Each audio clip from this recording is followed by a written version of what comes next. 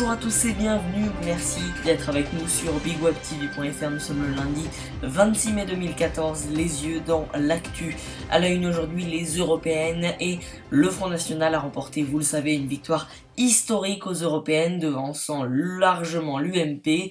Forte du score massif de son parti, Marine Le Pen a réclamé sans prononcer le mot d'une dissolution, en estimant que François Hollande avait à prendre les dispositions qui s'imposent pour que l'Assemblée nationale devienne nationale. On écoute justement Marine Le Pen. Ce soir, je remercie les Français. Nous avions raison d'avoir confiance en eux. Le peuple souverain a parlé, haut et clair, comme dans tous les grands moments de son histoire.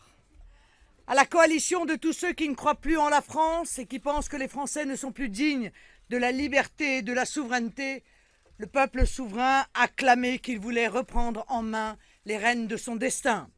À tous les Français, qu'ils aient voté pour nous, qu'ils se soient abstenus ou même qu'ils nous aient combattus, je dis que cette espérance doit nous unir. Que la lutte pour la grandeur de la France et un avenir d'espoir pour nos enfants doit maintenant nous rassembler dans l'amour retrouvé de la patrie et de la liberté. Le président de la République doit à présent prendre les dispositions qui s'imposent pour que l'Assemblée devienne nationale, représentative du peuple et à même de mener la politique d'indépendance que le peuple a choisie ce soir. Et justement, un mot du taux de participation de ces élections européennes. Le taux de participation qui s'est élevé à 43,11% dans l'ensemble de l'UE, selon des estimations publiées dimanche soir au Parlement européen. Plusieurs eurodéputés, justement de divers horizons, élus ou réélus dimanche, ont donné une conférence de presse lundi matin, chacun interprétant à sa manière les résultats des élections européennes où le FN est arrivé en tête. On écoute quelques-uns d'entre eux.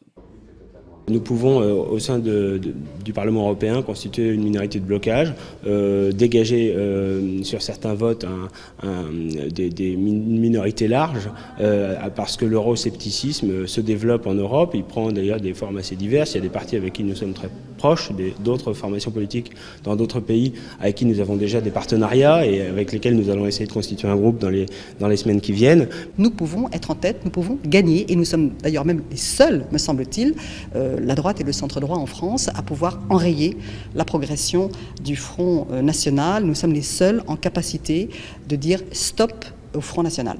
Malheureusement, ceux qui ont voté Front National aujourd'hui ont affaibli la voix de la France à l'échelle européenne et ont émis un vote stérile pour répondre à leurs inquiétudes.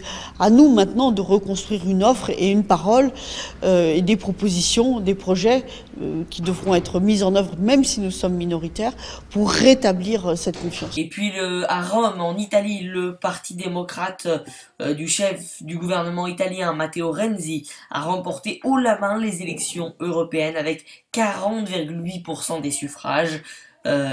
Justement, on écoute quelques réactions du côté de ces Italiens. Je suis en quelque sorte fier du fait que l'Italie sauve l'Europe de cette tendance anti-européenne, de ces mouvances d'extrême droite, à l'instar des partis néo-nazis en Allemagne ou encore en France. Mais aussi du fait que l'Italie nous permette de croire encore dans une Europe qui nous fera aller de l'avant tous ensemble. Pour moi, c'est comme un retour dans le passé, vers un passé qui ne me plaisait pas. C'est un vrai recul pour l'Europe.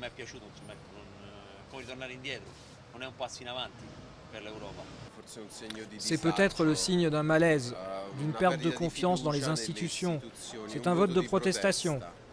Celui qui aura voté Le Pen ne sera pas, j'espère, en accord total avec cette orientation politique. J'y vois plutôt un malaise, une protestation. C'est la fin de cette édition, merci de l'avoir suivi. Et quant à nous, on se retrouve demain sur Big Up TV pour les yeux dans l'actu.